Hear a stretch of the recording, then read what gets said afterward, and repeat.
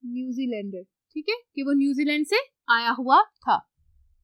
Okay जी, यहाँ तक बच्चों हमारी वोकैबुलरी के सारे क्वेश्चन आंसर्स खत्म हो चुके हैं। अब इंपॉर्टेंट काम हम करने लगे हैं रीडिंग फॉर अंडरस्टैंडिंग का। मैंने यहाँ पर सारे क्वेश्चंस नहीं लिखे। अब रीडिंग फॉर अंडरस्टैंडिंग में कुछ ऐसे सवाल हैं जो हमारे लिए करना बहुत जरूरी है। मैं आपसे वो सवाल पूछूंगी, उनके आंसर्स के हिंट मैंने यहाँ पर लिख दिए हैं ताकि आपकी हेल्प हो सके, आपकी मदद हो सके। आप जल्दी से सीधा आ जाए क्वेश्चन नंबर 4 पे। Why do you think the summit of Everest is called the roof of the world? Summit कहते हैं चोटी, ठीक है। आपने अगर एक पहाड़ देखा है इवन पिक्चर्स के अंदर, तो द हाईएस्ट पीक, जो सबसे ऊंची चोटी होती है, उसको कहते हैं समिट ऑफ एवरेस्ट, यानी माउंट एवरेस्ट की सबसे ऊपर वाली चोटी। ओके, उसको रूफ ऑफ द वर्ल्ड क्यों कहा जाता है? Because it is the highest mountain in the world which is 29,035 feet high. अब जो वर्ड्स यहाँ पर लिखे हुए हैं इनको यूज करके आपने आंसर बनाना है। आप क्या लिखेंगे, मेरी बात को गौर से सुने। Because it is the highest mountain in the world which is 29,035 feet high, that is why it is called the roof of the world. इसी तरह आपने अपना आंसर बना के लिखना है। Okay, next question is question number 6। Why do you think Mount Everest is so important to the Nepali nation? Nepal के रहने वाले लोगों को या नेपाली कौम के लिए माउंट एवरेस्ट इतना इंपॉर्टेंट क्यों है? इसको पढ़ते हैं। Because in 1953, Tenzing Norgay, this is the name of a person, एक आदमी का नाम है, a Nepali Sherpa, नेपाल का रहने वाला एक शख्स, was the first man, पहला आदमी था, to reach the top of Mount Everest or the summit of Mount Everest with a New Zealander Edmund Hillary। ठीक है, तो इन सारी बातों से हमें ये पता चल रहा है कि किस तरह हमने इसका आंसर बनाना है। ओके, अब लास्ट क्वेश्चन जो हमने डिस्कस करना है वो question number 8। Name 3 differences between the style of writing an email. आपने 3 डिफरेंस बताने हैं। किन किन चीजों के? एक तो राइटिंग एन ईमेल, ईमेल के लिखने का स्टाइल, और the style of writing a letter, और लेटर के लिखने का स्टाइल। मैंने इस लेसन के शुरू में आपको दोनों के बारे में थोड़ी थोड़ी बातें बता दी हैं। That you send by post, ठीक है, वो लेटर जो आप पोस्ट के जरिए भेजते हैं, और एक ईमेल, दोनों में क्या डिफरेंस है? यहाँ पर मैंने इसको स्टार्ट इस तरह किया है, an email is sent by computers by typing, ठीक है, एक तो ये बात हो गई। You can add pictures in it, आप इसमें तस्वीरें भी ऐड कर सकते हैं, दूसरा डिफरेंस आ गया। तीसरा, इट सेव्स टाइम, ये वक्त बचाती है और बहुत तेजी से आगे पहुंच जाती है। ओके, ऑलराइट, अब हम देखते हैं कि लेटर की क्या डिफरेंसेस हैं। A letter is posted through post office, पहली बात तो ये हो गई। इट टेक्स टाइम, और इसको लिखने में भी टाइम लगता है, भेजने में भी टाइम लगता है, ऑफन डेज, हो सकता है कभी दिन भी लग जाए।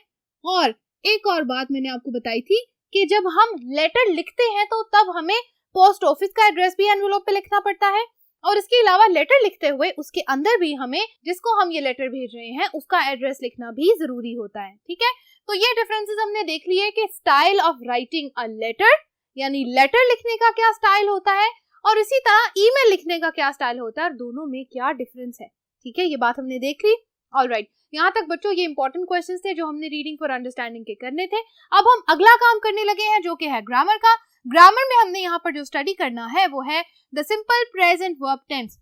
हम सब जानते हैं कि सिंपल प्रेजेंट वर्ब टेंस क्या होता है। ऐसा टेंस जिसमें हम ये बताते हैं कि कोई भी नाउन या सब्जेक्ट ऐसा एक्शन कर रहा है जो कुछ टाइम के लिए एग्जिस्ट कर रहा है।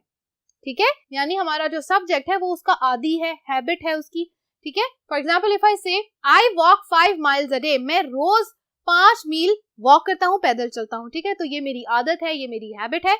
इसी तरह हमने यहाँ पर जो बात देखनी है हम उसकी डेफिनेशन पढ़ के बताते हैं। It is used when you are describing conditions that have existed for some time.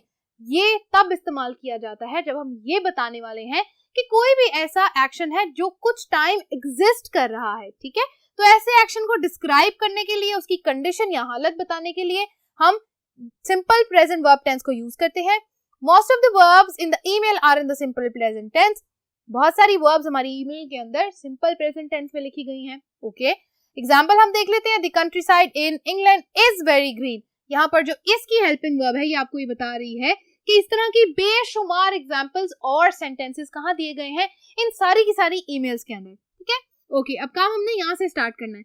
Can you identify the verbs that are not in the simple present tense. आपने इन ईमेल्स को पढ़ना है। चारों के चारों ईमेल्स में से एटलीस्ट 5 सेंटेंसेस आपने ऐसे ढूंढने हैं जो सिंपल प्रेजेंट टेंस के नहीं है, बल्कि कौन से टेंस है, वो कोई भी और टेंस हो सकता है कि वो प्रेजेंट कॉन्टिन्यूअस हो सकता है कि वो पास्ट की बात हो रही है, हो सकता है कि वो पास्ट परफेक्ट टेंस हो सकता है, कोई भी टेंस हो सकता है। आपने पहला काम ये करना है कि 5 सेंटेंसेस को आपने आइडेंटिफाई करना है, अंडरलाइन कर दें। दूसरा काम, what tense are the verbs which are not in the simple present tense. तो वो जो आपने 5 सेंटेंसेस ढूंढे हुए होंगे, आप उनका टेंस डिफाइन करेंगे।